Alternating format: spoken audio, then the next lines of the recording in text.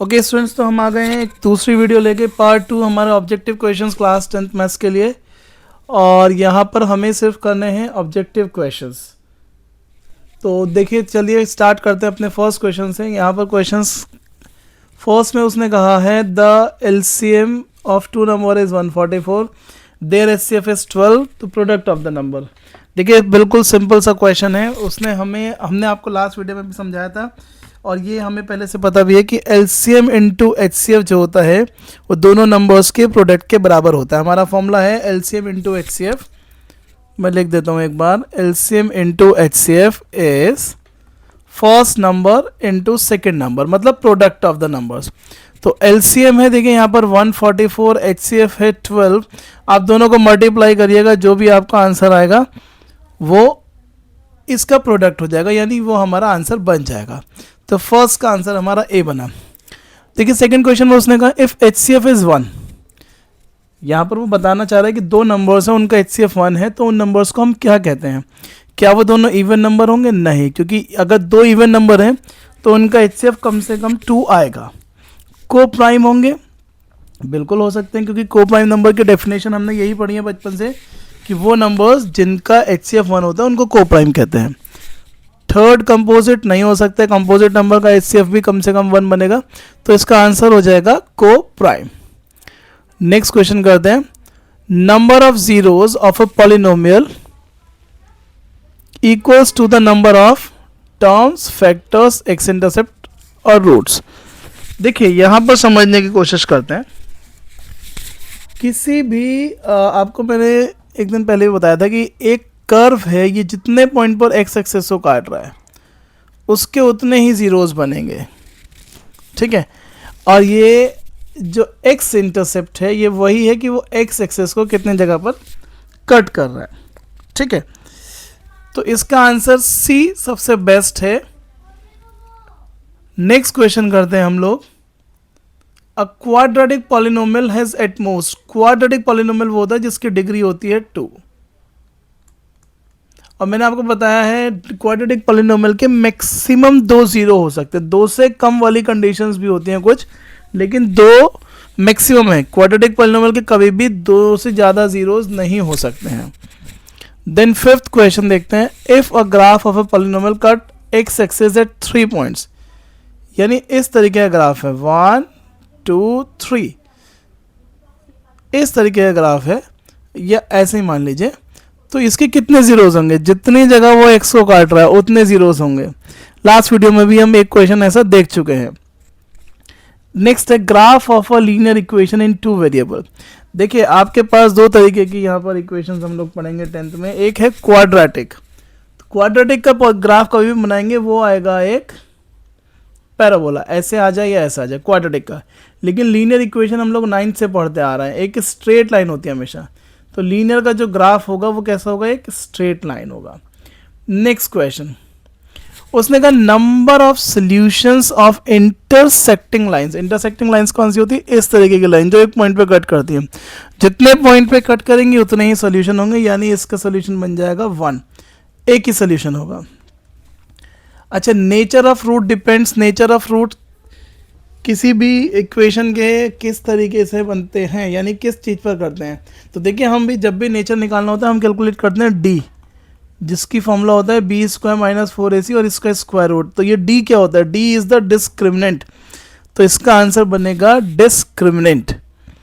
Next है, अगर D less than 0 आ रहा है, कभी भी लेस देन 0, डी छोटा आ रहा है, यानी डी की वैल्यू मान लिया हमने आ गई -35 को जिस तरीके से, तो अगर इसका मैं रूट लूँगा तो रूट तो इसका आएगा ही नहीं, क्योंकि रियल रूट तो बनेगा नहीं। इसका जब हम करेंगे तो ये इमेजिनरी होता है, जो कि हम लोग क्लास 11 में पढ़ने वाले हैं। यहाँ पर हम लोग लिख देते हैं नो रियल रूट्स, कि इस पर्टिकुलर सिचुएशन में कोई रियल रूट नहीं बनेगा। तो यहाँ पर कोई ऑप्शन देखें, रियल एंड इक्वल नहीं होगा, रियल एंड इक्वल, रियल तो है ही नहीं, इमेजिनरी है, यस इमेजिनरी होगा, ये बिल्कुल ठीक है। नेक्स्ट क्वेश्चन है the nth term of an AP. nth term AP की फॉर्मूला सोचिए, nth टर्म का फॉर्मूला होता है an is equals to a plus n minus 1 into D. आप देख रहे हैं कितने सिंपल क्वेश्चन हैं, सब क्वेश्चन आ चुके हैं कभी ना कभी एग्जाम में, तो ये सिंपल सा आंसर हो गया। अच्छा, एक बड़ा ये अच्छा क्वेश्चन है, if D is zero, D मतलब कॉमन डिफरेंस अगर जीरो तो एपी कैसी होगी। अब एक सीरीज सोचे जिसमें डिफरेंस जीरो है, डिफरेंस जीरो का मतलब है ये 4 4 4 4 4। एक बार एग्जाम में ऐसा क्वेश्चन आया, उसने ऐसी एक सीरीज दी और पूछा क्या ये एपी है, तो बहुत से बच्चों ने लिख दिया नहीं, बट एक्चुअल में दिस इज एन एपी, और ये इस एपी का पहली टर्म 4 है और डी जीरो है, तो ये कांस्टेंट अरिथमेटिक प्रोग्रेशन है, कांस्टेंट एपी है, तो ये कांस्टेंट है क्योंकि यहाँ पे डी जीरो है। नेक्स्ट क्वेश्चन है angle angle angle similarity criteria means, angle angle angle का मतलब होता है कि एक ट्रायंगल के तीनों एंगल्स जो दूसरा ट्रायंगल है उसके कॉरस्पॉन्डिंग 3 एंगल्स के इक्वल है, यानी ये इसके इक्वल हो गया, मान लीजिए ये इसके इक्वल बन गया, और जो थर्ड एंगल है वो थर्ड के इक्वल हो गया, तो all 3 angles of first triangles are equal to the all 3 corresponding angles of second triangle. तो यहाँ पर क्या, all side equal, all angles equal, two side नहीं, all angles equal. Next question, if two triangles are similar, okay, ratio of their perimeter. अब last video में भी हमने discuss किया था कि अगर दो ट्रायंगल सिमिलर हैं तो उनके पेरीमीटर का जो रेशियो है वो उनके साइड्स के रेशियो के बराबर होता है, और अगर दो ट्रायंगल सिमिलर हैं तो उनके एरिया का रेशियो उनके साइड्स के स्क्वायर के रेशियो के बराबर होता है। तो यहाँ पर ये जो ऑप्शन बन रहा है रेशियो ऑफ साइड, ये बिल्कुल करेक्ट है, तो आप ऑप्शन नंबर ए पे टिक करेंगे। नेक्स्ट क्वेश्चन है Pythagoras theorem applies to, Pythagoras theorem कहाँ अप्लाई होती है, yes it is applicable in the right angle triangle only. तो बहुत ज़्यादा इस क्वेश्चन पे हमें परेशान नहीं होना इसके लिए। अगर दो ट्रायंगल्स कॉन्ग्रुएंट है, ये लास्ट ईयर का क्वेश्चन, ऐसा क्वेश्चन आया था, तो वो सिमिलर होंगे, यस होंगे। केस स्टडी में आई थिंक ये क्वेश्चन आया था, ये असर्शन रीजनिंग में उसने पूछा था कि अगर दो ट्रायंगल सिमिलर हैं तो क्या वो कॉन्ग्रुएंट होंगे, और उसका वाइस वर्सा भी शायद पूछा था कि अगर दो ट्रायंगल कॉन्ग्रुएंट हो तो क्या वो सिमिलर होंगे। बिल्कुल, देखिए अगर सिमिलर हैं तो कॉन्ग्रुएंट होना जरूरी नहीं है, बट अगर ट्रायंगल्स कॉन्ग्रुएंट है तो सिमिलर होना डेफिनेटली जरूरी है। तो ध्यान रखिएगा कि अगर दो ट्रायंगल्स कॉन्ग्रुएंट हैं, कॉन्ग्रुएंट का मतलब होता है सेम शेप सेम साइज, अगर शेप सेम है तो सिमिलर अपने आप हो गया। Then next is hypotenuse is the side opposite to right angle. एक राइट एंगल ट्रायंगल में ये जो राइट एंगल होता है इसके सामने की जो साइड होती है इसी को हम हाइपोटेनियस कहते हैं। नेक्स्ट है, ये क्वेश्चन लास्ट वीडियो में भी था, radius is perpendicular to the tangent, radius tangent के परपेंडिकुलर होती है, कहाँ पर, at the point of contact, ये बहुत ध्यान रखना। अच्छा, एक क्वेश्चन बड़ा सिंपल से, probability of an impossible event, impossible event की प्रोबेबिलिटी, देखिए दो तरीके के इवेंट हैं यहाँ पर, एक होता है श्योर इवेंट, श्योर इवेंट मतलब जो होगा ही होगा, उसकी प्रोबेबिलिटी होगी हमेशा से 1, और एक प्रोबेबिलिटी है इम्पॉसिबल इवेंट की, इम्पॉसिबल इवेंट जो होना ही नहीं है। सपोज करिए कि आज मंडे है तो मैं कह दूं कि कल जो है वो सैटरडे होगा, तो हो ही नहीं सकता, तो इसकी प्रोबेबिलिटी 0 है, तो इम्पॉसिबल इवेंट की प्रोबेबिलिटी 0 है।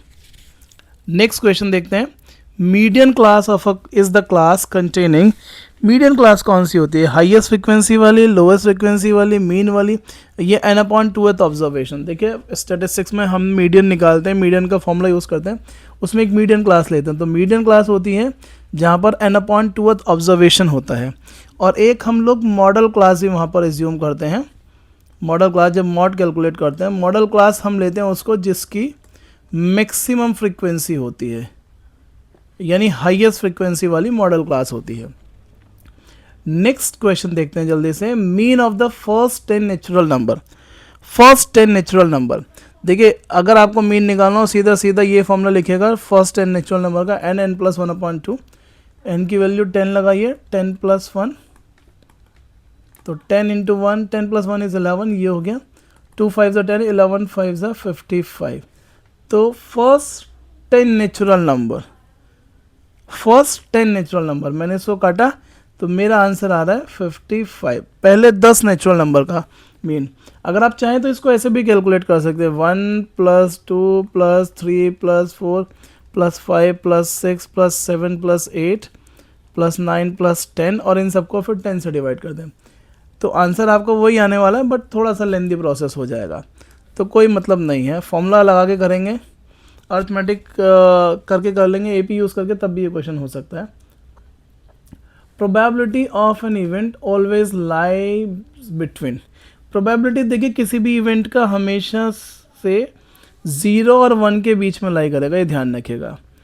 प्रोबेबिलिटी जो है वो कभी भी लेस देन 0 नहीं होगा, यानी कि माइनस में नहीं जाएगा, और मोर देन 1 भी नहीं होगा। ऐसे क्वेश्चन बोर्ड में बहुत बार आ चुके हैं।